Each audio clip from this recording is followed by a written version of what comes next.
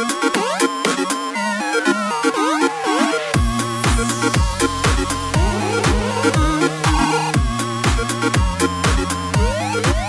everybody, welcome to Idle Game Chat. This is Dimp Digital's weekly video games podcast. You've got myself, Apps, here, running the operations for this week, and I'm joined by Hogsworth Dave Salmon. How you doing, mate? How you doing, Joe? Yes, good, thanks. Answer the question with a question. Can that be trusted? It's my question. Yeah, good. Good start, as always. Now, I wanted to kick things off by just gathering your opinion on the PlayStation Pro. You can talk about the meat. You can talk about whatever you want really to do with this, because I can imagine you sitting there on your master race throne, got a gauntlet of wine in one hand, sitting there just lording over your 4K, and then you see this meeting taking place and you spit all the wine out all over the screen. And you think, what on earth is going on here? What are these peasants scrabbling over? So talk to me. What is your verdict on the PlayStation Pro, perhaps how they presented it, and perhaps what the actual system is? Yeah, that is kind of right. Have you got a throne? But yeah. Have you got a gauntlet? I need to get a new one. This one's a bit wafty now. But no, that PlayStation Pro, I watched it. I wasn't sort of geared up and seeing it. I'm like, oh, here it comes the meat. I think I just came home and it was like halfway through, so I thought I might as well watch it. Well, for once, it was at a decent time for the UK people. It was like in the evening sometime. It wasn't 3 o'clock in the morning. Yeah. Which helps, I find. Yeah, the whole thing I just find absolutely crazy. I'm really surprised because we know that Sony have got all the console market, so I think really they can throw out anything. Yeah. And everyone will go and buy it, whether it's good or not. And take a gamble. And I think this is so shit that I don't think everyone's going to do that with this. I'm really shocked. And it's nothing to do with the actual unit itself. Right. What really pisses me off with it is how it's all lies. I think they should be done for false advertising. I mean it. I've got to dig into that. What specifically? Are you not 4K. Right. The main start. It's not 4K, is it? So why are we seeing 4K all over the shop? Because upscaled, isn't it? Because The Last of Us Remastered will play native 4K. As long as they've got one title, they'll clutch onto it.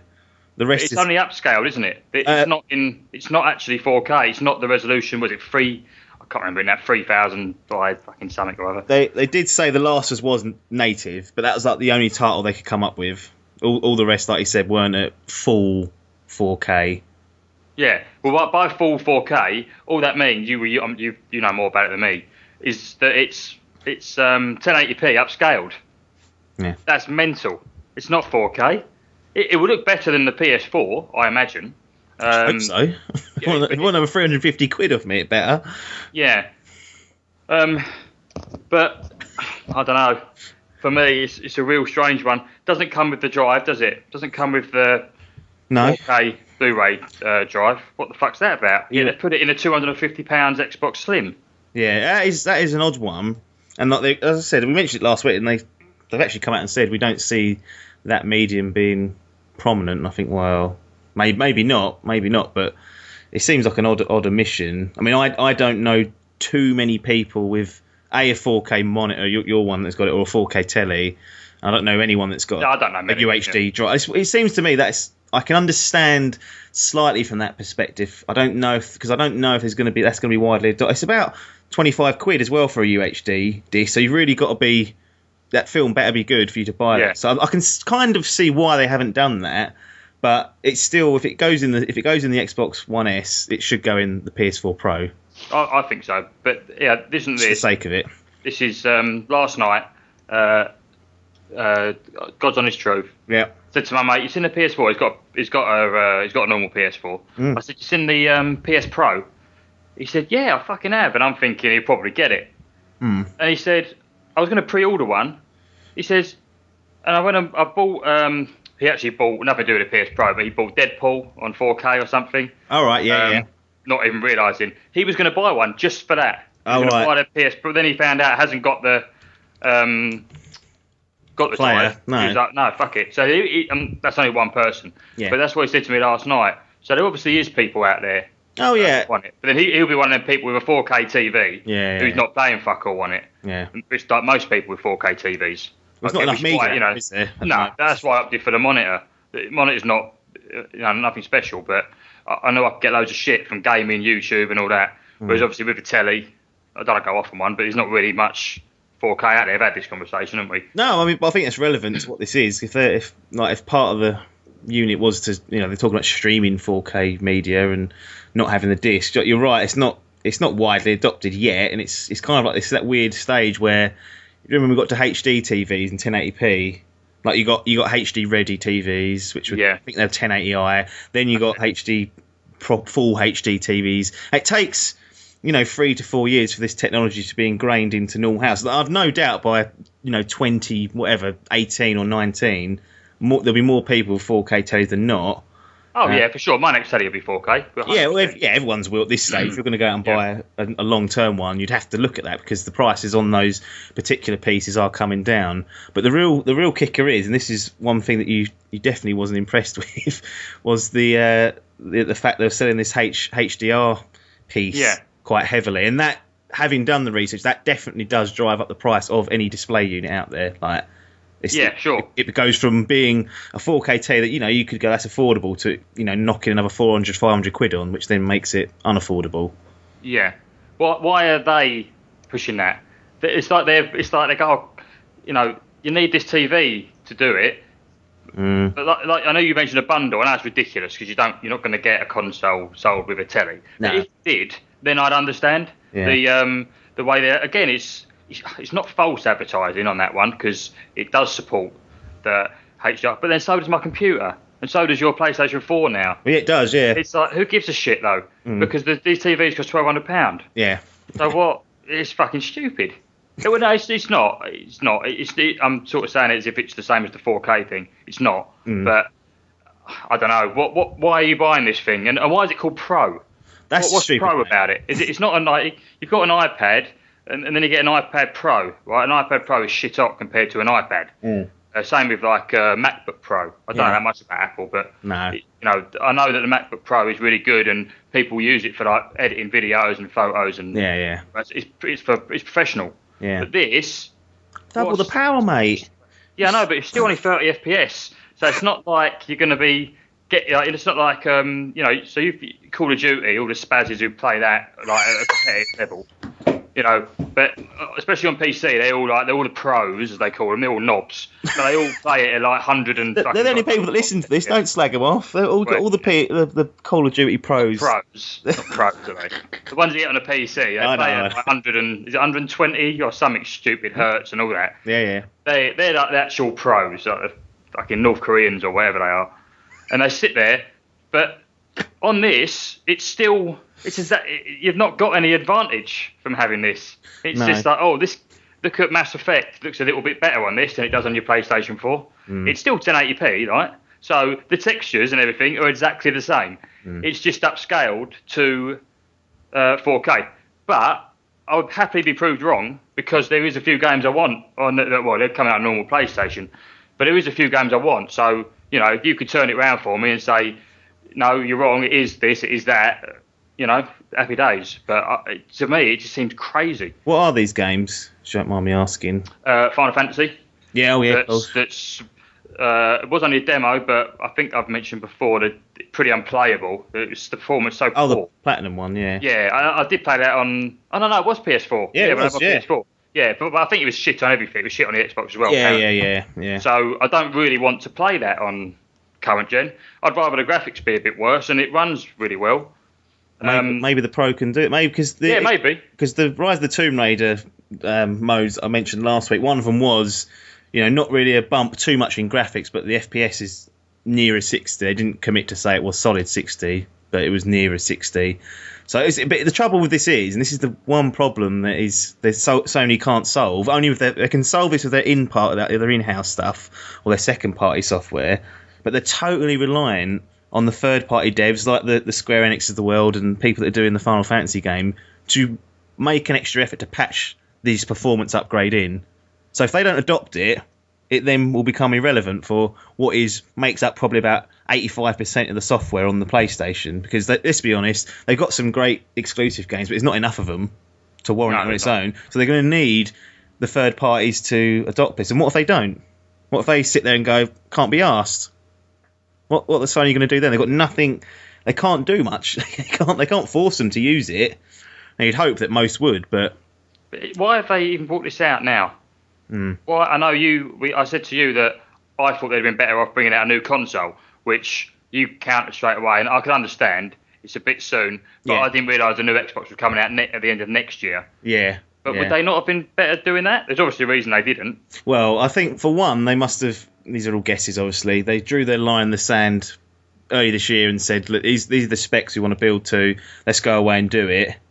That obviously enabled them to get it out sooner rather than later. I think if they'd left it later and it brought out next year and it had the same specs it's got now, then the Scorpio immediately gobbles it up.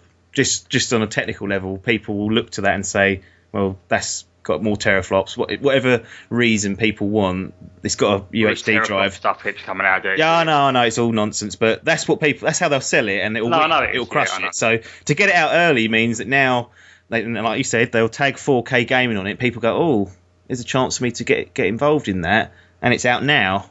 And it guarantees sales, isn't it? Like, it guarantees that some people will commit to it now rather than waiting to the Scorpio just because they can't wait. Most people won't even research anyway. Yeah, you're right. People go in the shop, they'll be like, oh, extra 60 quid. Well, right, maybe. You can see that happening. But the people who don't sort of do their research and that, I suppose they'll go into game and they'll say to the bloke working like, so I want this game, so Uncharted 4. Yeah, definitely want that. Yeah, is it worth me getting it on the PS Pro or this? So what's he going to say to him, do you think? Absolutely get it on the Pro because it's got better frame rate, it's a better system. It'll be selling the higher ticket frame rate. I don't think it will be. No, but whatever. They'll sell the higher ticket item. That's what game do. Oh yeah, they'll do that for that reason. But what I mean is, I want a reason, but there isn't one, is there? These people though, like you say, if they don't go in there doing their research, they rely on this bloke to tell them, and they're not going to know what he's saying. He's just going to tell them to get this one, and they'll get it.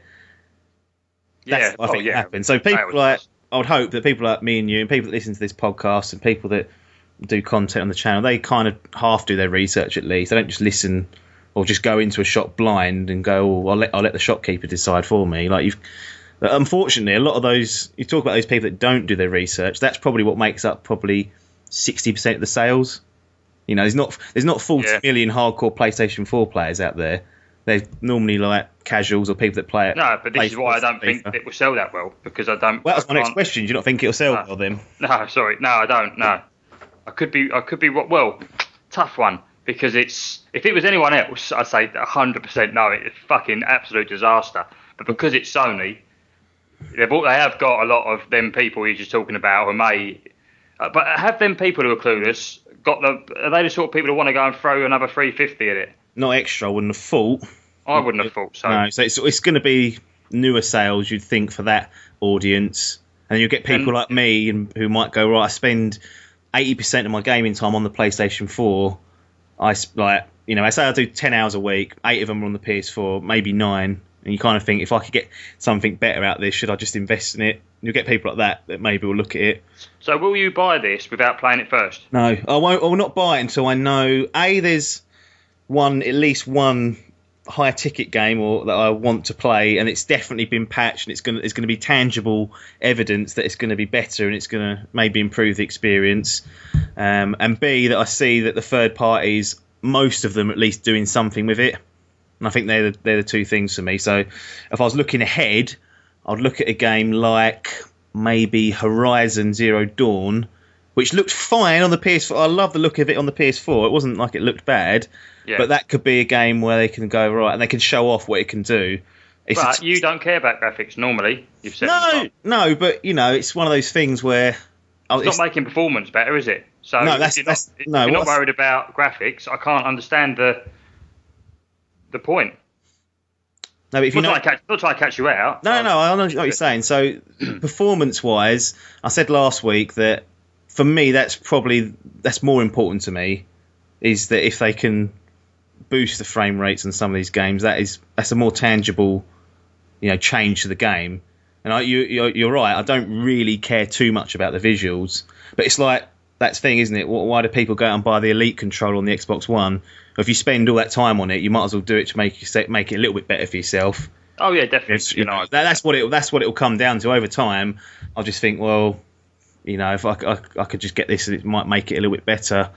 Might make it a little bit better. But obviously I wouldn't just go and get it day one without, because I don't know how it's going to be supported. For all I know, all the third parties in 4 months could go, nah, not going to bother. It's too much work, and then it's fucked. Basically, the whole idea is fucked. Yeah. So it's not something I'll dive in with 2 feet. But we'll see. I've been talking about getting a PC rig as well. And I think, well, would I bother? And the NX, that's really the X factor. The NX has to be considered, because the whole plan along was to look and see what the NX is doing. If it's doing something that I'm even half interested, to go and commit to that and spend some time with that, hopefully when it comes out in March. But it sounds like we're not going to get that information until October, but that's no drama. Is that what it's meant to be?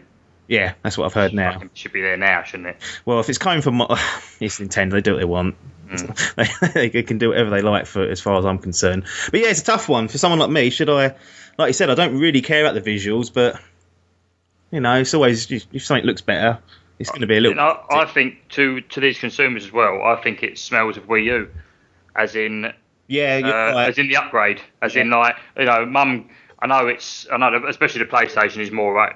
There must be more adults playing it now than there is youngsters anyway, I imagine. Yeah. But they go in the shop, what's the Wii U? They all think it's an upgraded Wii, don't they? Basically the same thing. And I think it's going to be like that with I know it kind of is. Yeah.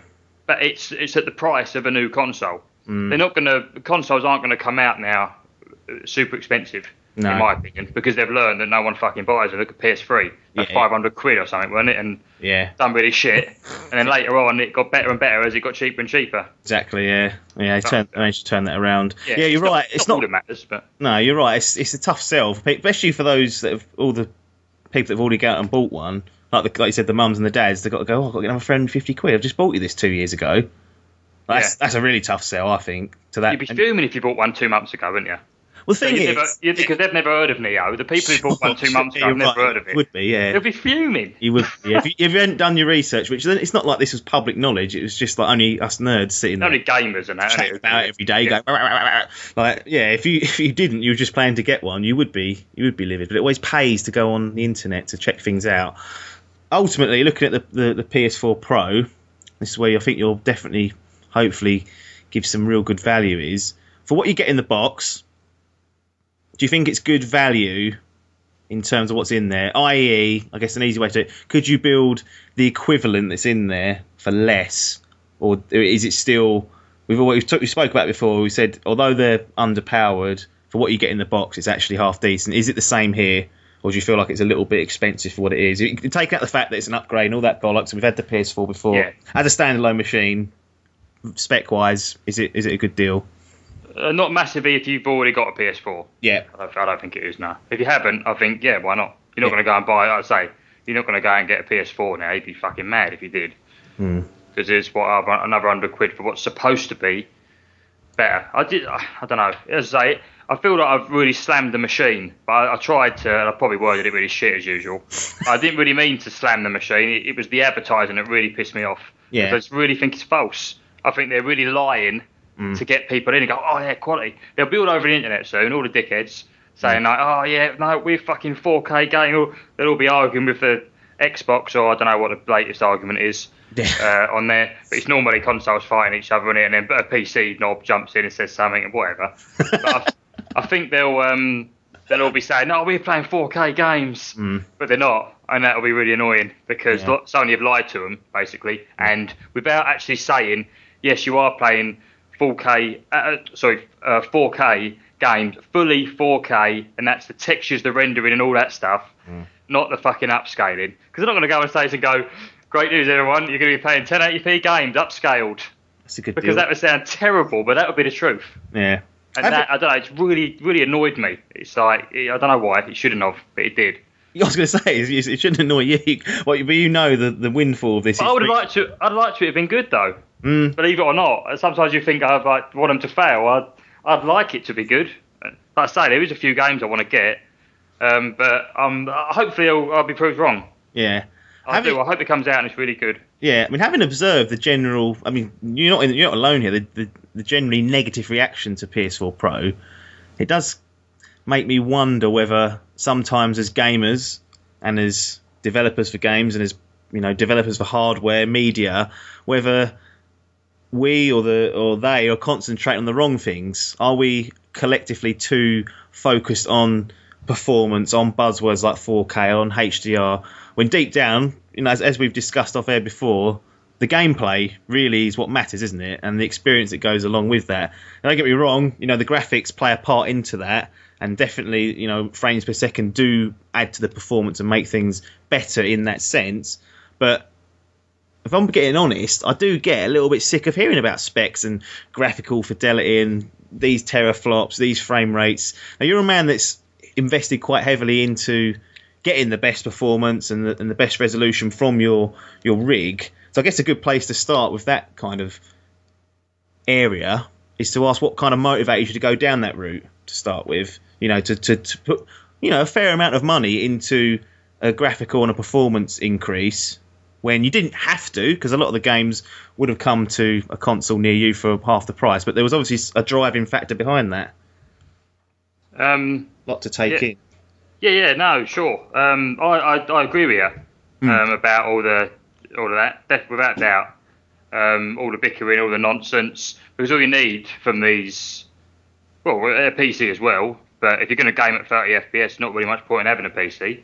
But you might as well. All you need is stable 30 FPS on a console. Yeah. To start, that's the end of that. It's all you need. Yeah. Yeah. If you get some games at 60, then great.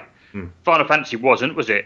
So about for me, 12, wasn't it? About 12, yeah. Well, 15, I think, in some areas. When he was in a cave or something. Yeah. But yeah, that's all you need. Yeah. And the gameplay as well was spot on. Of course, it's all about gameplay. Yeah. What FPS did? So I've been PC gaming for about 10 years, but I've played more Xbox One than I did PC. Yeah. And of course, it still was better on PC then. 360. Had better games. Yeah. And that's all that matters. Yeah. But now, I don't want to go on to exclusives, so I'm not even going to bother. But there's not enough of that to get you off of the PC. Yeah. Everything does run better, so it is better. If you're going to have third-party games, you might as well play them on the best system. Yeah. It's mostly third-party games. But spec-wise, what got me with it, it's all about 4K. Yeah. I played something on 4K, and this is the thing, it was 4K. Not this fucking nonsense of the upscaling. It was 4K. Armour free. And I was like, I showed you, didn't I? Yeah. And you still need to come around and have a look. It's shit hot, and it was like, maybe not quite from standard to normal, but I can still, it's not like it blew my mind, but for some reason I can still remember who I was with and what game I was playing and where I was when I switched that HD on the Xbox 360. Yeah. We didn't know about it. We had it for about 2 weeks, the 360, without even knowing. I got a HD telly, probably like the cheapest bush you could get. And HD, and I was like, oh, fucking hell, it does make a difference. It's the bollocks. And all of a sudden, and so I thought of that, and I thought I want that again with 4K, and I think it nearly is. Right. Nearly is that much better with certain games. Yeah, sure. So I wanted another generation. I didn't want a slightly better frame rate or fucking new controller. Yeah. Which is all you seem to get now of a new console. They're not bringing anything new to the. I'm hoping Nintendo do. But you don't seem to get anything new anymore. And I wanted that generational next gen. Yeah. Because there's been no fucking next gen.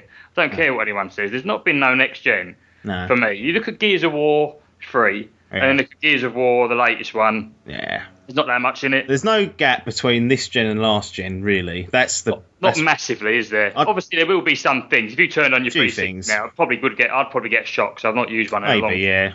But I find the Xbox One UI so slow. Oh, don't There's nothing good about it. Yeah. And I think, what's going on here? This didn't. But it's meant to be easy. It's meant to be the easiest way to play games, and you put that slug UI in there. It hides everything. Fucking slug, isn't it? Yeah. It's not just me who thinks that. Then that is awful. Fucking slow, isn't it? Yeah. It's that Windows bloody 10 getting involved, mate. Yeah, it might be, yeah, but it's all right, because if you disconnect your Connect, it makes it a lot faster. Yeah. Fuck, it doesn't. If anything, since I've been that off, it's worse. It's easier to navigate with the Connect because you can just talk to it, and it will sometimes do what you say. You think, well, I haven't spent 5 minutes shuffling through menus there. Good when things sometimes work, isn't it? Yeah, as well? I know. That's all I'm after, really. Small wins, small wins. Apart from, so we talked about, I can understand that totally.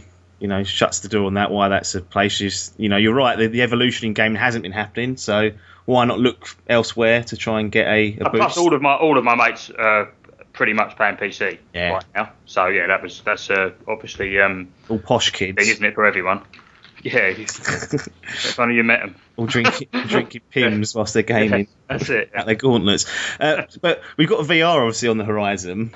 Yeah, I was going to say that. Yeah, that's an evolution, surely. Maybe it's not this set round because I don't know if you've seen, like the sales of the Vive and Oculus have kind of bottomed out a bit. So the early adopter market's dried up and people aren't taking the jump. But we are coming up to the time of year where people do typically spend money, so that'll hopefully pick up. And PSVR, who knows what that'll be? It'll be an experience of some sort. Apart from virtual reality, I mean, where else can we evolve these games? I mean, you can.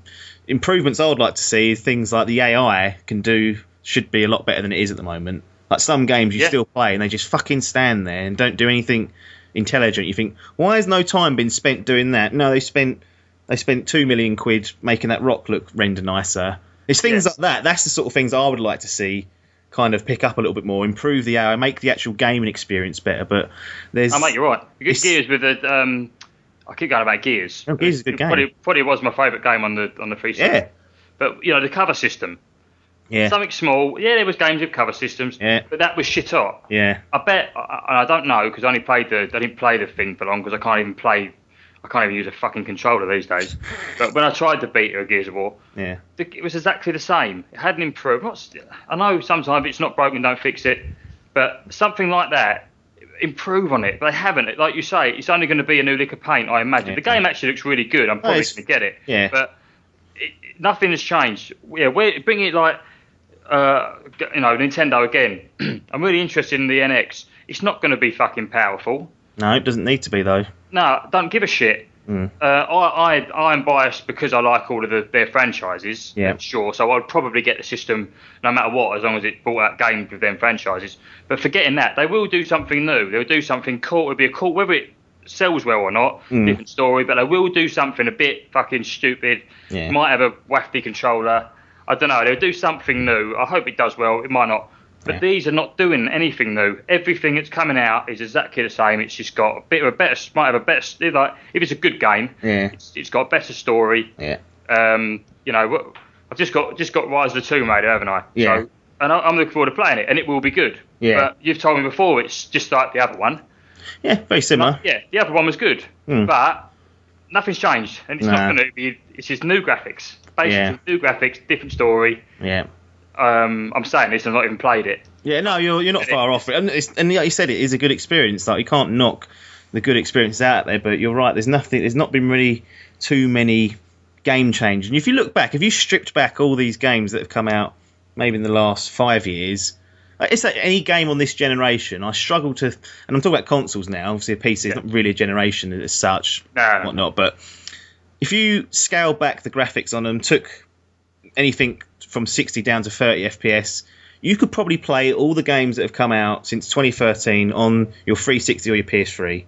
Like, there's nothing there that makes them special to this generation. It's all stuff that we have seen before, and it's very good. And I enjoy playing it. Uncharted, brilliant. But you could strip that back. Sure, it would lose a lot of its glamour because it's a great looking game. But the actual core mechanics and the core AI and how the world's set up would still be there. That's what I'm saying. There's a gap, isn't there? There's nothing really driving these games forward. No. I think we're nitpicking because we sit there and we do play games, during the week and we spend a lot of time on it. But it's we go back to something like the PS4 Pro. That seems to be specifically playing towards that notion of let's make everything better by better looking. Let's not concentrate on the actual game itself because they've even said, we can't have features that aren't in the PS4 version that are going to be in the Pro version. So immediately, that horsepower can't be used to improve the AI. It can't be used to make the world events better, make NPCs react better to your player, increase the story. It's already, no, you're making the game perform and look better.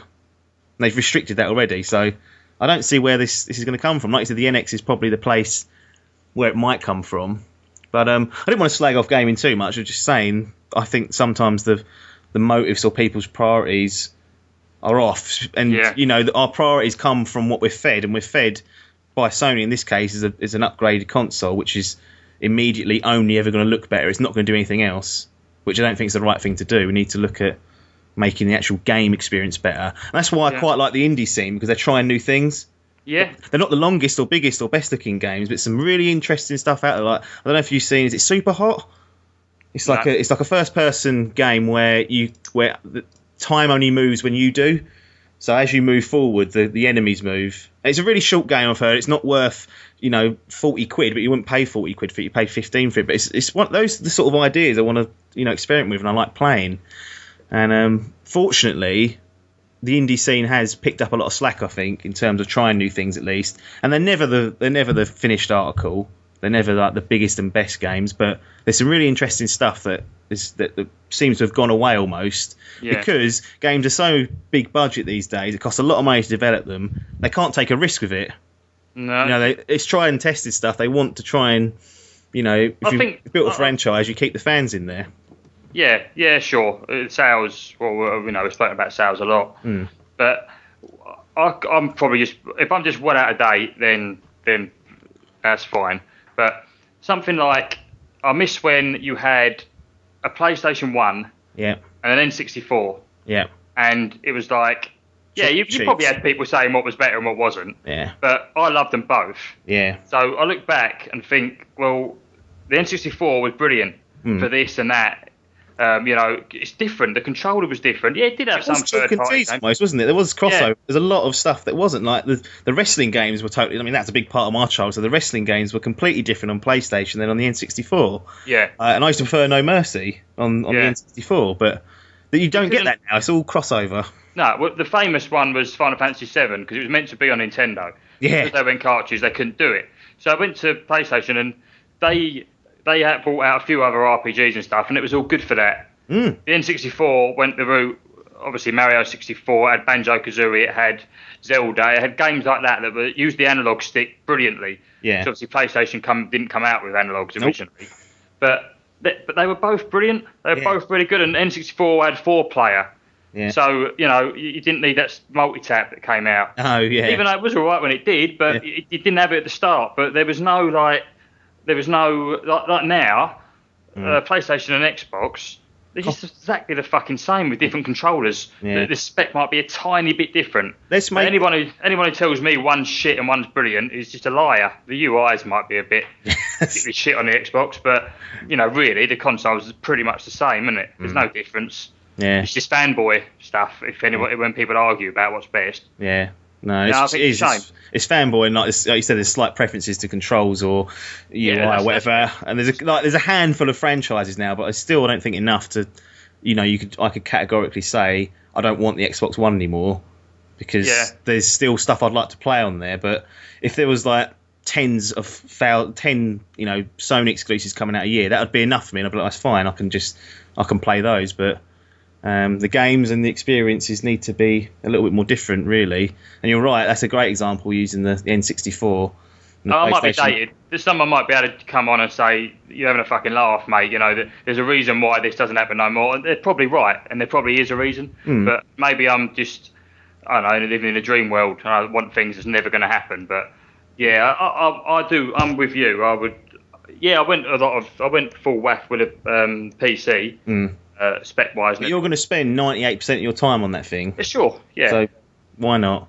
And that's the difficult decision I've got to make. I'm not going to spend 98% of my time on a PC I wouldn't have thought.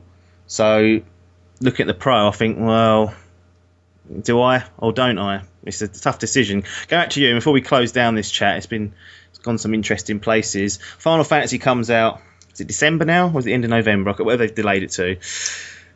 Comes out and they go, right... I've asked this exact question to Adkins last week, so I know this one is close to both your hearts, which is why I do it. PS4 version, 28 frames, 30. It's a bit of a struggle, bit of a pig. Pro version, solid 60. I don't know what they've done. They've patched it. Doesn't look any different, but it runs like butter, almost. would that ever tempt you to join the dark side of the PlayStation Pro? Final Fantasy 15. It reviews really well. Does good reviews. Surprises everyone. If the console, like you've said, if I get told it can do this, it can do that, and it is actually half decent without spending all that money on a telly that I won't be doing. Yeah, so what the setup you've got now, does it improve that, and does it so something like the frame rate's an easy win, isn't it? Because that doesn't need to take advantage of anything in your telly. That's efficiency. There's no way in a million years it's going to be 60 FPS. I know, that's a trick. Can't power it. If it's 30, that's fine. I'm not obsessed with 60 FPS. There are certain games that are great with it. Yeah. But 30's fine. All the old Final Fantasy, well, they're a bit different, but they don't need to be. I mean, fuck knows what the last one was. The last one wasn't that good, actually. I played it on 360. 13, I think. Weren't happy with it. It just wasn't as good as the old ones, that's all. Tough competition. But fuck knows what frame rate it was. Who cares? It definitely wasn't below 30, though. And jumping from 15 to 25, then to 30, then maybe 40. All over the shop. As you've said about that before, it needs to be consistent. Yeah. But no, I said earlier, I've hated on it, actually, and I shouldn't have done. I didn't really mean to it. Like I say, it was more the advertising that really pissed me off with it. But no, if it done that, then I probably would buy one. Probably not on launch, because I haven't really got the dough at the moment. No. I'll be paying this PC off for the next 10 years, probably. But no, I would. Yeah, if I couldn't get that experience anywhere else, and, I think I would, yeah. There you go. And providing, them other games that I want. You think Crash is going to be shit? You're mad. I'm telling you. Mate, that reboot is going to open a lot of eyes, and people are going to go, fuck me. That's my prediction. It's playable on a Vita now. PS1, whatever they're called. I ain't having it. I hope I'm wrong, because I played probably the first, and I think I played a bit of the second one. Never got round to, is it Warp? Warp's the one I spent about 6 hours days on. Probably about 6 days, at least. Yeah. Well, honestly, it's only because I played that little Easter egg in Uncharted 4, and I was like, this is a bit off. But it made me use the D-pad. Maybe that was it. Only if they had analog control. I'm interested. Crash is a famous franchise, and it's something I would go back and play. But for some reason, and I hope I'm completely wrong, I just got a feeling people will play that and then go, maybe not. Maybe I should have left that one in the vintage memories. To look back on road. I hope not. But, who's doing it? I don't know. Typically, Sony use Viewpoint, who do a lot of their remasters. So maybe it'll be those guys again. It won't be Naughty Dog, won't, because they'll be doing. They've got to do their DLC for Thingamajig. But usually they use Viewpoint. That could be wrong, and I'll try and find out during the course of the podcast to see if I can figure out who's doing that. But I did want to touch on. Obviously, we had you on a couple of weeks ago, and thanks for talking about the PlayStation 4 stuff, which is not really your bag at the moment, but probably just piss loads of people off. Nah, fuck them. But they can deal with it, can't they? I like to bring a balanced view to the podcast rather than, completely one-sided stuff, and I think that was balanced. But we talked about, you did a little preview of World of Warcraft Legion. It's come out. I think, and correct me if I'm wrong, from an outsider, I've seen positive things about Legion. People are saying it's, it's what we was waiting for. Maybe there's some missteps before. This seems to have righted the ship, and it's a really good expansion. Is that an accurate statement? Yes. Yeah. Excellent. Yeah. I'm glad I've played every day since it's come out. Oh, really? Yeah, not for long, because I've not had a lot of time. You've been doing that homestead stuff. Have you logged on doing the challenges like you said you were doing last time? Yeah, they've dumbed it right down. Have they? Right down now. Yeah, it's a lot better. Yeah. But no, that's not why I've been logging on every day. But yeah, they haven't got rid of that completely. But no, it's brilliant. You have to be careful, because I don't remember saying it, but my mate said to me that I said it last time, that this was the best expansion when the last one came out at first. Right. And it slowly died. How does that happen then? How can something go from quite positive to then slide off a little bit? Is it just that, I don't know, when you get to the end of the game it's not as good, or just does the changes they've made wear on you a little bit? Well, with this, the quests are really good. So you can get from 100 to 110. So obviously that's going to take up a bit of time. You could be really enjoying that. Get to 110 and like, right, I can start doing dungeons. Some dungeons. Then you start doing heroic dungeons. Then you start doing mythic dungeons. It's just all difficulty levels. Right, okay. And you start doing your 25-man raids, etc. But then then you could do it all and be like, absolutely loving it. It's the best thing ever. And then like, what's next? Well, nothing. You've got a patch in about 6 months. Right. I'm not going to ever get there that fast, especially my lifestyle's a bit different than it used to be. I haven't got the time. You've got to dedicate 4 hours, 3 nights a week to be high, big boy shit on it. Yeah. But that's probably where it went wrong in the last one. I'd say, and it, like I said about the Garrison, it went down that route of fucking iPhone game, logging in every day just to not actually playing it and paying $9.99 a month for the privilege. But that's where it can go wrong. So at the moment, I would say it's the best expansion they've had. It should be, because each time one comes out, they should fuck off what they've done badly on the one before and obviously improve. But it's really good. Anyone who's sort of wondering, thinking, do I get back into it?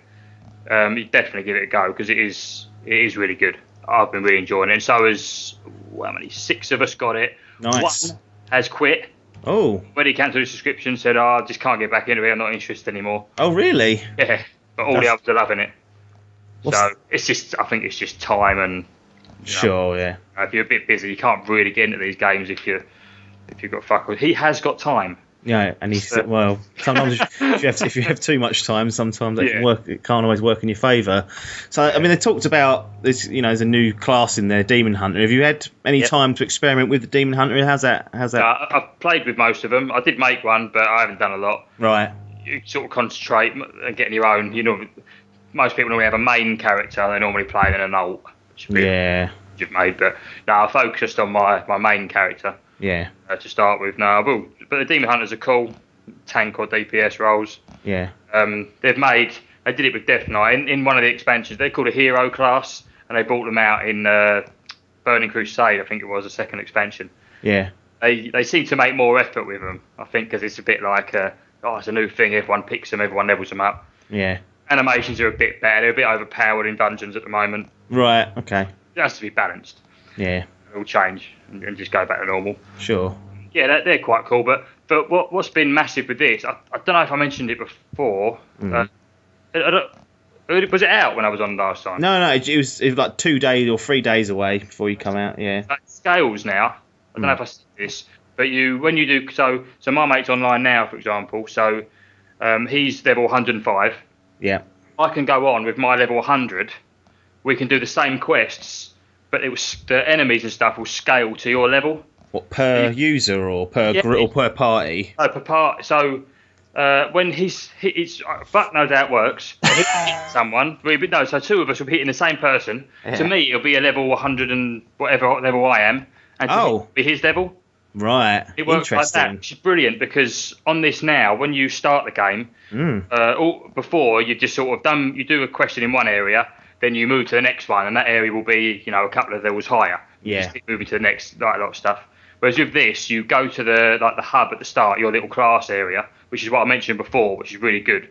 Go in there, your own little. So I'm a rogue, so all the rogues go in this little bit under the city. No one else can go there, only rogues. Right. And every class has got a little place like that. But you go in there, and there's a map there. You click on the map, and you can click where you want a quest.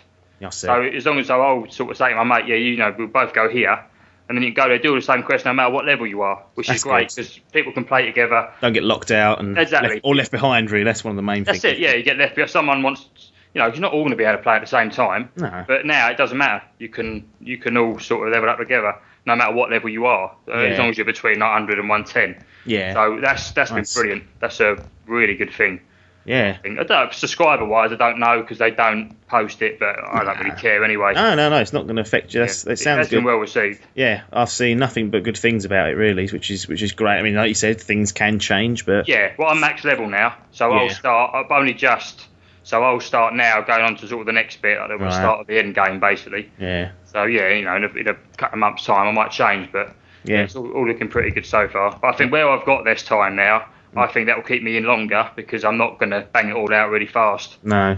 So, how was the story element of this that they added? Good? Added different, or is it normally not really a highlight? No, I like the characters. I like the lore. I've been playing it for a long time. I even like the film. Could I jump in and play it with no prior experience, or would I need a bit of... 100%, without doubt. Yeah, the cutscenes really are just a bit of fun. Yeah. But what I like about this is that what most people do is it's fucking God knows how many quests on it. Yeah. Over the years it's been out. You just get a quest up, comes up, and it's a read, and you just go accept, and then you look on the map where it is, and you just go to it and work it out. It's only if you get stuck you get it up and read it. Read what they said. Yeah. But on this, they have put a lot of cutscenes in. Okay. So it's made. There's not been one quest that's been a chore. Which doing 10 levels is a pretty fucking big ask of Warcraft normally. Oh, you normally get a lot. That's surprising to hear that. Yeah, there's always been one where you go there and it's like, all you've got to do is go here and speak to this bloke. You go there, he's not there. Yeah. And then you're like, oh, is he above me or is he below me? But if you go down, it's going to take you 10 minutes to get back to the top. But all that sort of rubbish. Yeah. But there's not been any of that. I don't know what they've done because it doesn't feel that much different. But it's they've done something right. The way you move around, there's no grind. No. So far. Yeah. And I've got to max level. Sure. Which is a good thing, isn't it? Because most of these MMOs do have a lot of grinding. Yeah. I remember back in the day when I first played Warcraft, I used to just be wanting to get a level up, so I just go out and just kill everything in the map there for them to come back. What's that about? But people used to do it. Yeah, that was the way to do it. Yeah, whereas, you wouldn't do that now. You just unsubscribe, wouldn't you, straight away if that's what you had to do. Yeah. But no, really good. Really happy with it. Excellent. So that's the lesson for all you Warcraft fans. If you are thinking about it, just go out and do it, by the sounds of things. Sounds like a good investment. And like I said, I've not heard anything bad of it. So maybe one day you'll find me in the world of Warcraft, but it'll be a little while for now. Just going back to Crash Bandicoot Trilogy Remastered and the developer for this, Vicarious Visions are the guys behind it. So Blueprint are not doing it. Now, looking at their portfolio, they've done a lot of ports to Nintendo DS and Wii, lots of Skylanders games onto Wii, 3DS, iOS, Android, even Kindle Fire. Their latest games have been Skylanders Superchargers, which they've done for PS3, PS4, Xbox 360, Xbox One, Wii U, iOS, and Skylanders Imaginators Crash Edition. So no surprise there, seeing that. I've never heard of that one. That was PS3 and PS4.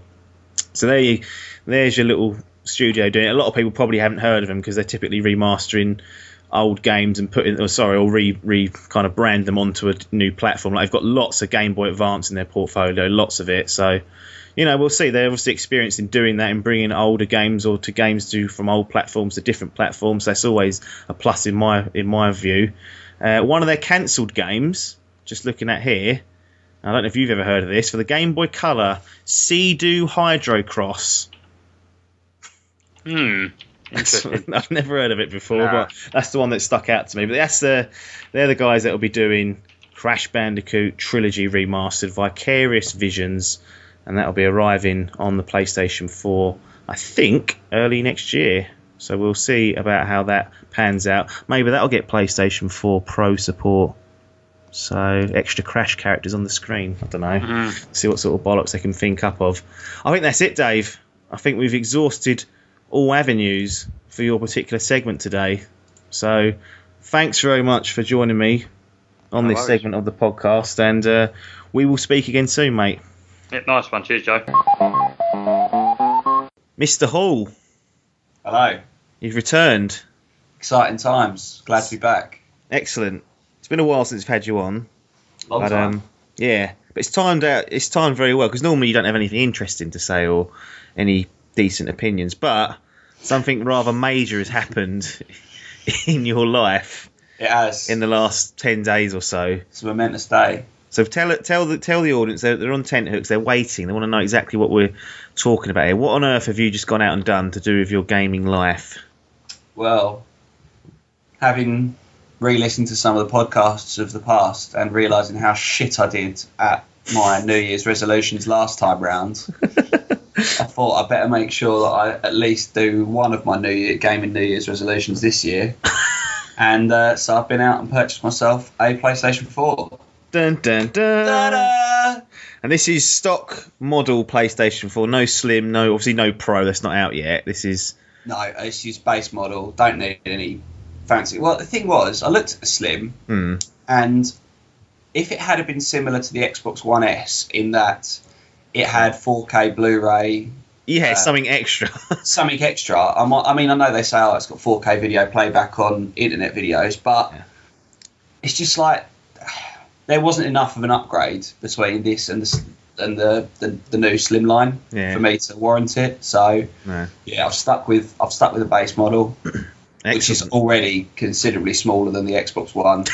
It's mad, isn't it? It's smaller than the Xbox One S, which is fucking absolutely obscene, really, isn't it? It's mad. I've got both, obviously. When you look at them both, I just think, how on earth has the Xbox One come in that big? And it's got the brick. Yeah, and it's got a power brick to it. What is inside that Xbox One that is not in the PS4? A shitload of fans. They didn't want the red ring of death, did they? They were scared.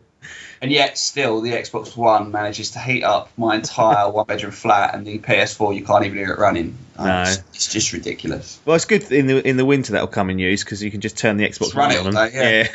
I mean, it'll rinse your electricity, but might save on your heating bill. Was there any interest in buying? I mean, if you probably just heard me and Mr. Salmon were talking about the PlayStation Pro and the reveal a little bit more. Was there any interest in the PS4 Pro? Or was this strictly, the Xbox One's still the main console? This is just going to be used for specific games or stuff that's only available on PlayStation, perhaps. Yeah, the Xbox One's always going to be the main console for me. I've invested so much into it in terms of time and both. Other bits and pieces like the Xbox. Got the Elite controller, controller, exactly. So the Xbox One's still my main port of call for gaming. Anything that's cross-platform, I imagine will probably be bought on the Xbox One before it's bought on the PlayStation. Yeah. But I wanted to give some of the PlayStation exclusives a go. Uncharted 4, which I purchased with the game. Yeah. With the console. I think I might go back and play The Last of Us. Yeah. Just all of the kind of big name titles that we keep on bashing on about on the podcast, but I haven't had the console to play, so now I might get a chance to go back and do them all. Yeah, well, let's see what all the hype is about. That is fair enough. So let's move on to it. I mean, one of the main reasons I feel that you've gone out and got this is because there was a wave of interest occurring. I've been teased into it. You have. You know my weakness. I knew what I was doing when I was doing this. Basically, but you played me like a fiddle. Basically, there's a lot of PlayStation players within the Dimp ranks that have decided that it's time to jump back into Destiny. Now, that is probably your favourite game in the last fuck knows how many years. You've played hundreds of hours. That is not even. I don't think that's an overestimate. 450 hours. I checked it the other day on the Xbox One version, and that was just Destiny. That was one expansion. And now you've got another 3 expansions. So you've got Taken King 4. Well, there you go. So there's a lot more content there for you to go back and play. Yeah, it's going to cause problems. Well, you did say one of your other New Year's resolutions was to, play different games and not chase the achievements, which just seemed like a failure. And now you're even reverting back to Destiny of like 2 years ago almost. This is it. The thing is, like I say, I needed to hit at least one. I mean, even if I hadn't have bought the PS4 and gone back to Destiny, that one's a failure because I have literally been achievement whoring like a bitch. Yeah. So, yeah. I just kind of thought, oh, fuck it. It's such a good game. I've started up 2 characters on it, and I've got both of them to about level 10 already. I've got a third one waiting to go with the Dimp lads, but it's just such a good game. I couldn't live with myself if I'd allowed all of you to get back into it and start playing it again and not have been a part of it. Yeah. So, if this hadn't happened, or do you think the PS4 would have even happened at all? Like, would you have been as keen to get one now? Would you have waited a little bit longer and maybe waited for a few more exclusives to appear on the PS4 and wait for the price to go down even more?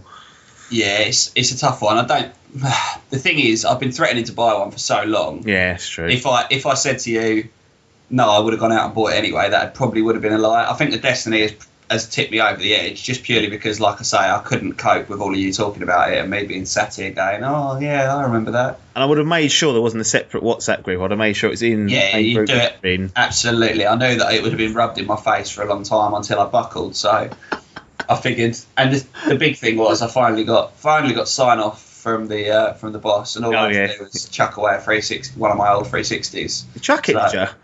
Well, unplugged it. Oh, right. I thought you'd thrown it away somewhere else. I don't chuck anything. No, you know that. I was going to say that goes safely in the drawer to be replugged in when we move.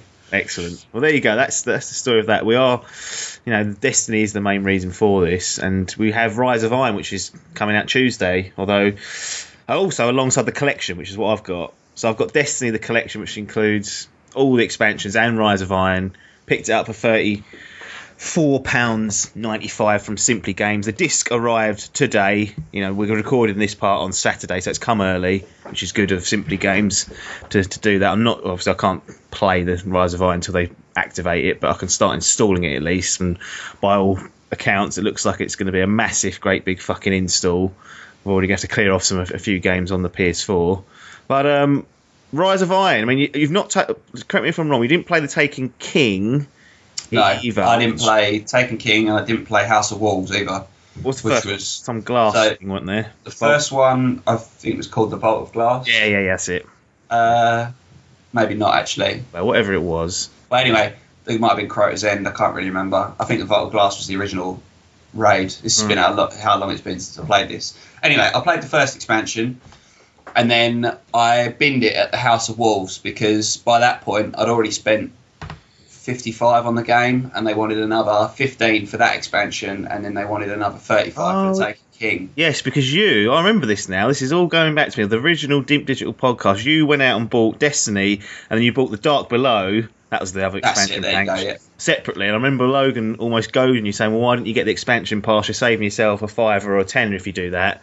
But in hindsight, really, you know, you looks like you did save yourself a bit of money because you didn't actually go out and buy House of Wolves. No, I drew a line in the sand because I knew what was going to happen with it. It was, like I say, the Taken King was being announced at $34.99 or whatever it was, and at that point I was like, oh, I'm so glad that I have not done this because that is obscene. That would have, I mean, by the time I bought that, and then when obviously the Rise of Iron has come out now, which is going to be another 25, you know, you're looking at spending 110, 115 quid on the game, and I kind of, with the amount of time that I'd put into it already as well, it's not like it was just the monetary investment, it was the fact that then each one of those expansions I played for 120, 130 hours, so you know, I drew a line in the sand then, and it's only now, because everything's obviously all come out at once, I've managed to pick up, I bought the Taken King edition because I wanted to get a bit of a head start, so I bought the Taken King for 25 quid. Right, thankfully I had a little gift voucher, so I got 20 quid off of it. Bang. Yeah, exactly, so 5 quid forked out for that, and then obviously I will buy Rise of Iron when it comes out, which will be another 25 to download. Yeah. So I can cope with that, to be honest. That's not been too bad. I've got the full works. There's no more expansions coming out, supposedly. Well, until Destiny 2, which is going to be next year. Probably. Yeah, so it's worked out quite nicely. Yeah. When I originally bought Destiny Vanilla, I think for about £8, or no, £15, I think. Yeah, off Amazon. Like that, because I didn't know what I was getting into, and I played through the base game. It took about 10 hours, done a little bit afterwards, and then binned it. I was like, well, to be honest, I've done your piece. I've done my piece, and I looked at how they were structuring it, and I wasn't happy. Like you said, I mean, if you did it all, you'd spend 120 quid probably, but probably more. I mean, if you bought it all day one, there's probably more money at the time. Well, that was it. I was buying everything day one. Like, I bought the base game day one. It cost me 40 quid. Yeah, that's absurd now. Yeah. Yeah, that's what I wanted to get onto, really. Like, you look at how they've done this, how they've done Destiny. I mean, you've got 4 expansions overall, and the base game. And then, what is it, 2 years since release almost, give or take? Has it been a couple of years? It'll be 2 years when the Rise of Iron comes out. I think that's why they've done it. Yeah. Just to mark the 2 years. Just to tie it up. And then 2 years later, you can get everything, including the new stuff, for £35, wrapped up, essentially. £40 if you go to a different retailer. That's a massive difference, isn't it? Oh, yeah. Does that, when you look at how Destiny 2 potentially might be structured, you think, well, they probably might follow the same kind of, you know, timeline almost and structure the way they're selling it. Is there any part of you that thinks, you know what, I may be better off waiting for at least halfway to pick up something like the Taken King, which by all accounts is a significant expansion in terms of adding a new story campaign and the content was in it? Yeah, you know, that's always going to be playing in the back of everyone's minds, I think, that just, especially as the original Destiny, quite a few people were disappointed with the level of content that was in it, you know. There was only the one raid, and they made it plainly obvious that, well, we're not releasing everything yet. You'll get it you'll get it when the expansions come out, and it was kind of, I think a lot of people were quite upset by that. So maybe it will put people off. But that said, you look at the success of Destiny. Yeah, it is. How many people have bought it? I mean, we're going out to buy it now. I bought it for a second fucking time. Like, I bought it on another console. Yeah. Well, I bought a console pretty much purely to play that one game. Yeah. It's been phenomenally successful. It's done unbelievably well, and you know that Destiny 2 will do just as well. It won so many Game of the Year awards and things. Like, so many people had good things to say about it. Yeah. Once the expansions did start to come out, so you know, maybe, I mean, Bungie are fucking laughing to themselves, aren't they? They don't really care one way or the other. They could do what they wanted. They could release 2 story missions at a time and get away with it. But it just seems to be the way that games are going now. I mean, you look at I look at Hitman and the way that that's being released, you know, with the episodic releases and bits and pieces. It's just, I don't know, I think it just feels like they do that to build up the hype even more, almost. And when stuff falls short of the hype that's been built up, it gives game developers an excuse of, well, you haven't got the whole game yet, so don't judge it based on what you've got at the moment. Wait until you've got the whole game. Yeah. Which is a bit of a cop out, but as I said, I mean, I can't not see myself buying Destiny 2 day one. Day one, yeah. Well, what I'm hoping is that, because I you know, we discussed it in detail a couple of years ago, is that people were complaining about the content in it. You know, the mechanics of the game spot on, like as good as you can get, almost. Yeah, but it was just missing, you know, stuff for people to do, and that was one of the criticisms that was thrown at it. And the story was just not there in the original. They rectified that with the Taken King, I'm told, and hopefully the Rise of Iron is going to give us something meaty as well. Yeah. I do wonder whether, having looked at that, you know, Bungie themselves couldn't have been happy having that sort of shade thrown at them. Activision won't care. Publisher, like, yeah, it's fine. Yeah, money.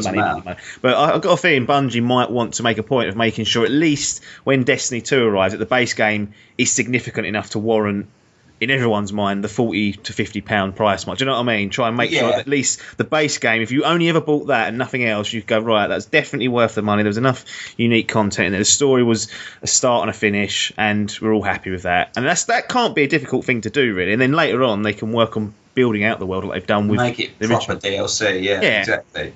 Yeah, I mean, especially as like the original vanilla Destiny, when you looked through the cast of people they brought in to do the voices and bits and pieces. Dinklebot. Well, I mean, he was obviously binned off. Yeah. But I mean, Nolan North though came in and replaced him, and he's done a very good job of his bits. You know, you have Bill Nye. There's loads of big name people that came in to do these voices and bits, and they didn't really utilise it in the initial base vanilla story. And I don't know. I presume it's the same kind of characters in amongst the Taken King, etc. But you know, I really hope that you're right, and that they do invest a bit more in the vanilla game story mode. But it's not a lot they've got to add, really. It's just making sure that there's an experience there. If someone just put that part of it down, they'll be like, "That's fine." I've done my bit. Yeah, exactly. It doesn't have to be sort of stupidly long. Only 30 hours. No, you don't need that. No, yeah. I mean, people are happy. I think, like, the Order came under a lot of criticism, didn't it? And how long did people say that was? About an 8-hour game? Yeah, tops. Yeah. Tops. I mean, I don't see a lot of people being sort of super disappointed in that anymore. No. I've played a lot of games with story modes that are shorter than... I mean, all of the Call of Duties have got story modes that you could bash through in probably 3 or 4 hours. Yeah. I know they're more about the online side of things. Well, so is this, though, isn't it? It's a co-op. Exactly. This is an online experience, yeah. So I don't think people can be too upset. As long as they make it sort of so you get maybe 10 hours out of it of just a base playthrough, which they did on Destiny 1, but I think that just the lack of story... It was... It just felt like it was linear mission after linear mission, and you didn't really get a grasp of exactly what was happening. So... yeah, they just need to sort of elaborate it a little bit around the edges, and I think it'd be, well, I mean, you know, gameplay wise it'll be brilliant. So we'll have to just wait and see. The only thing that is my slight gripe with it is that when Destiny came out, they went, "Oh, it's got a 10-year lifespan. We've got 10 years worth of content for it." Yeah. And then, you know, Destiny 2 is not coming for at least 10 years. 2 years later, Destiny 2. Yeah, that was a bit of a stinger, that, because that's not the way to be doing it, but. You know, they probably felt like it needed a refresh. I feel like they have turned it around. Certainly everyone that's jumped on the Taken King from then onwards has said they've made fundamental changes. They've really made the game better than what the base game was, and that the gripes that people did have of the original are being rectified. So, you know, I've got confidence that this is going to be a good purchase. I'm actually excited to finally be able to tuck into this game properly and not just play the vanilla version and think, well, I've just wanted to play through it to see what it's like. Actually, play through the whole lot, see what it's got to offer. Try and do some of these bloody raids, which I've never got near, and actually play the games it's meant to be played. And I think for £35 to £40, which you can get the collection for, if you haven't got it, if you've never played it, this is the time to do it. Jump in now. There's going to be a lot of people playing. Get 2 other mates on it, and I think you're going to be having good times with this. And there's plenty there to play as well. Plenty of stuff to play. Yeah, I mean, get exactly that. Get it. Get 2 mates, and then don't be worried about thinking to yourself, well, we've only got 3 of us to do the raids and whatever, because there's so many social spaces on the game now where you can go, and there's always people around. Like they do still support the companion app really well. Right. There is still the community there to find people to do the raids and bits and pieces with. Yeah. So you don't need to have 6 of you. Like 3 would be ideal, but you can do it as a solo and just find people on the game to join in with. Like it's not the type of game where you're going to be stuck on your own forever. So yeah, excellent. Well, yeah, I mean the only thing that was really bothering me really about Destiny before was the worry that if I bought it at House of Wolves, what have I got to buy after that? I'm hoping, like you said, this collection is the last piece, and that is Rise of Iron. They've done it. Then, if that is the case, I've got absolutely no complaints. I'm really looking forward to getting stuck into that. And just to run through the actual expansions again, you go Destiny, The Dark Below, House of Wolves, Taken King, and now the new adventure, Rise of Iron, which comes out Tuesday the 20th of September. Let's take a look. Let's switch gears completely. A couple of weeks ago, we had the Apple iPhone 7 reveal. Yep. We only see Super Mario Run pop out. So we've had Pokemon Go from the Pokemon Group, Niantic and whatnot. And obviously Nintendo are involved in some capacity of that. But now they're sending out their most famous, mascot out into the mobile world. Super Mario Run.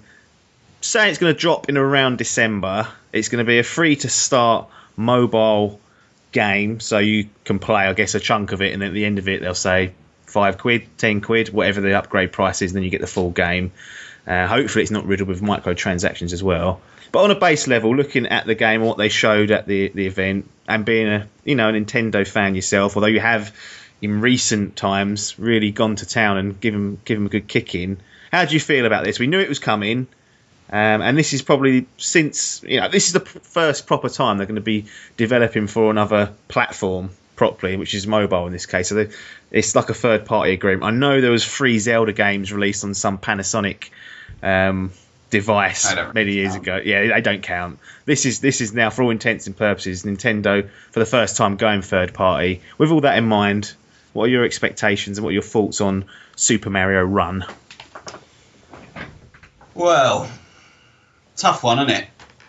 Because looks all right. They look like graphically it looks all right, but it looks very much or very clearly as though it's a mobile game. That's what it is. Yeah, but what I mean is it's difficult because I worry that it's going to be like a Temple Run style game with a Mario skin, which is essentially what I'm relatively certain it's going to be. Yeah. It is going to be a hold down to run, lift off to not run, or it constantly runs and tap to jump. That is going to be the involvement level that you have within this game. Yeah. And it's going to have your favourite characters, yes, and it's going to have all the old classic style levels and whatever else. And yeah, I'm sure there'll be a little Nintendo spin on it for extra bits and pieces, but essentially at the moment that is all that it looks like. It looks like a horizontal, your character automatically runs and you tap to jump. Yeah, I think you hold the button in for longer jumps or higher jumps, don't you? Yeah. Things like that. So. And it's going to be... I can only presume that it's going to be free with microtransactions. Well, they've said free to start, as they're calling it. So and then you pay. Well, yeah, and then for extra levels. Well, I think there's going to be one set fee, so whatever that fee is, and then it unlocks everything. But obviously, I would imagine they're still going to have some sort of area where you can buy extra mushrooms or something. I'm hesitant with it, just purely. I really don't know, because the thing is, I mean, for me, mobile gaming has a very short lifespan. I'm not like Loading, who plays the same game. Like he's had certain games which he's played loads for absolutely like Boom Beach and Clash of Clans, all that sort of exactly. Years. I don't have that on on my phone. Like the oldest game that I've got on here is Pokemon Go, and even that I don't play. I've kept it on there pretty much just for the sake of keeping it on there. At the Same here. I just can't quite bring myself to delete it because once again we put quite a lot of time and effort into it to begin with. Yeah. But otherwise, I mean, I have 2 games on there at the minute, and like I say, mobile games don't have that lifespan. I was kind of hoping that some of the Nintendo releases might give me that. You know, I want a Final Fantasy. I want a Nintendo DS style Legend of Zelda game. You know, I want a proper game on there, which will then keep me entertained. I know that maybe iPhones haven't quite got the battery for it. Yeah.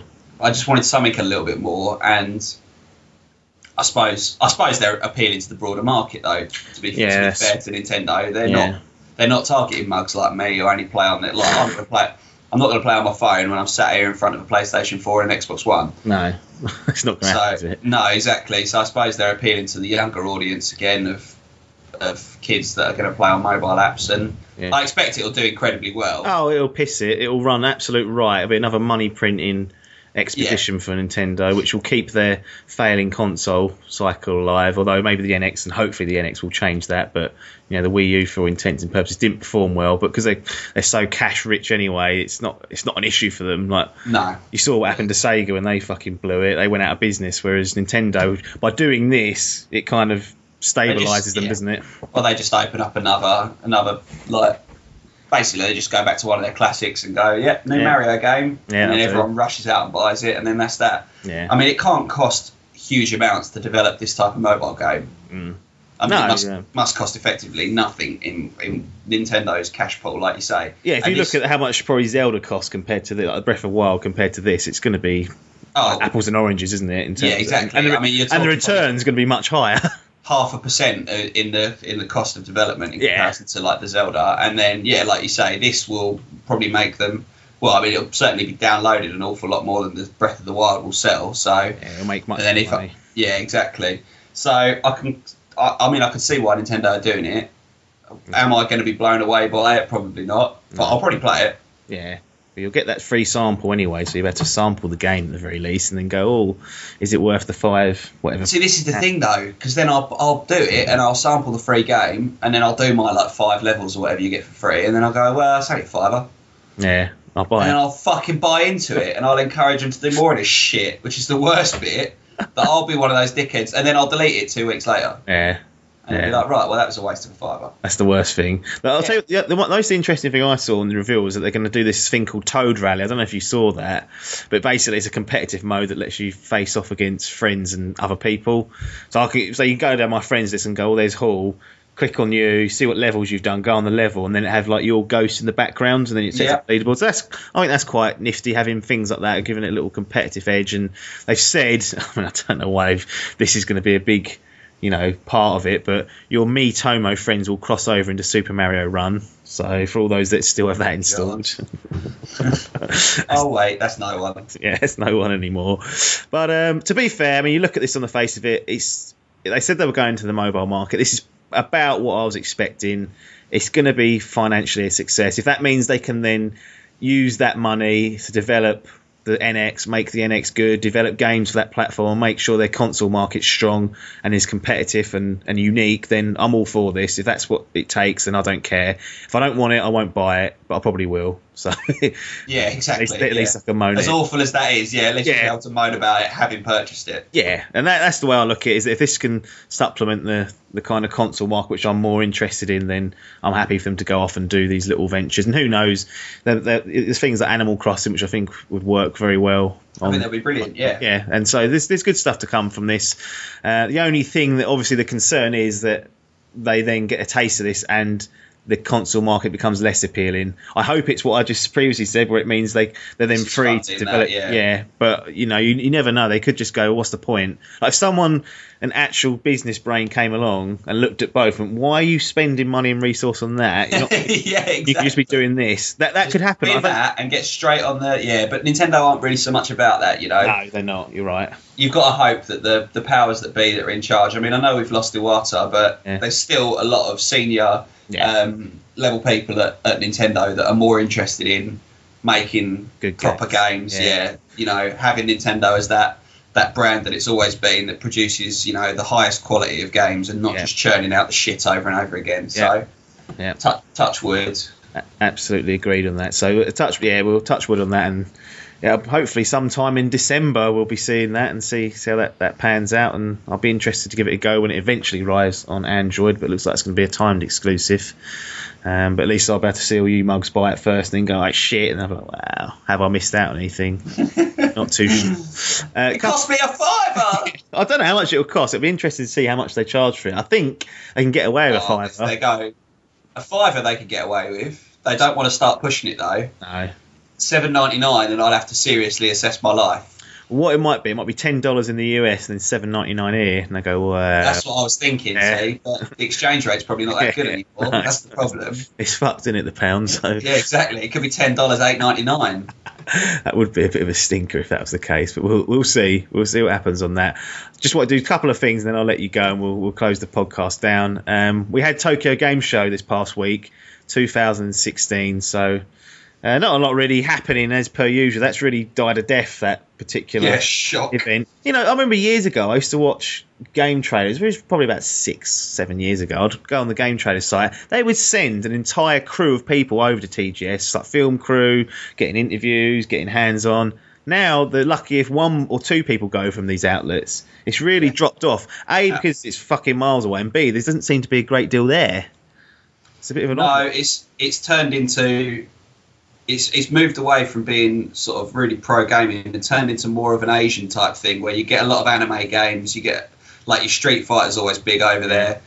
Final Fantasy's always have a pretty good show. Yeah. But there's a lot of kind of shitty anime games and bits and pieces like that just kind of appear. And I feel like it's moved away from the main side of gaming and more into that now. It's kind of catering for the audience, I suppose, though, because it's so far away that you don't get many people from. Yeah, it is hosted in Tokyo, so they want States going over there. Yeah, so they probably will cater to the audience, didn't you? Yeah, exactly. There's a few out there. There's a few outlets that are covering it, and there's actually quite a few hands-on previews that are slowly trickling through. We did get invited and was going to send Logan, but he said it was too hot there and he wouldn't go, so. We had to pull out of that, which is disappointing. But Sony did a press conference there, very low key for the most part. They did kick things off with a rap about their games, and if you've not seen that, just watch that bit. It's absolute mental what they've done there. Yeah, it's funny, but yeah, it's like you can just tell there's a cultural difference there, and it makes me laugh watching it. The most important thing to come out of that for me was that Neo got a release date, which I played the alpha of earlier this year, February the 9th, 2017. Very similar formula to Dark Souls. So it's a very difficult game, but it was in good shape in the alpha, and it's getting positive reception on the second alpha or beta that they released. So that's one to look out for if you're interested in those type of games. Kojima did come out and give some really high level details on his upcoming game Death Stranding. Oh my goodness, this sounds odd. So that's the only way I can describe. I'm not even going to bother trying to explain it all because I'll sound like I'm mental. But I just wanted to really. The only thing I really wanted to say on this subject was that I actually think that this game could really, he's seen as, for Metal Gear Solid fans, as like a god almost. He's a genius what he's done with that series. But I really think this might just fucking put people off. I don't know why. It just looks so bizarre, weird, and odd. He's like off. You can tell he's completely off the hook now. Yeah, and this where he's just been given free rein, he's just gone. And interesting. Sometimes mad people don't need free rein; they need a little bit of someone going. No, to be reined in to a certain degree. Yeah, it looks absolutely crazy. But I'll withhold judgment till we see a bit more from it. But there's some very ambiguous details out there. We're not going to see it till probably next century anyway, so there's no point getting overly excited about it. It's going to take bloody years. He confirmed it's an open world game at least, and I was like, well, that's 5 years gone. Straight away, right now. Yeah, he's not one for keeping on time either, so it's not going to happen. Last thing before we do the game release and close down, it's the only delay news. That sounded live again. It was live. It's always live. Mate, I'm impressed by your voice's ability to keep that up. I have to make sure I've got a glass of water here before I do it, otherwise it will just conk out. Absolutely sting you. Yeah, it will. But 2 delays to speak of. One that's a bit of an aggravation for me. The Last Guardian. Yes. October the 28th. Well, you've got a PS4 now, mate. This is hurting you. October the 28th originally. now to December the 9th, apparently to fix bugs. And I was like, okay, fine. People have been waiting for that game for 10 years. The 6 weeks isn't going to hurt them, you know. There's people having a go at them going, oh, it's fucking disgraceful. And I was like, well, if they release it on October the 28th with loads of bugs and it crashes, you're going to say that's disgraceful. Yeah. If you've been waiting long enough, leave it. Let him just do it. And you know, my worry with that game is that because it's been in development that long, there's going to be a lot of hangovers from those games back then. Like I just finished playing Shadow of the Colossus 2 weeks ago.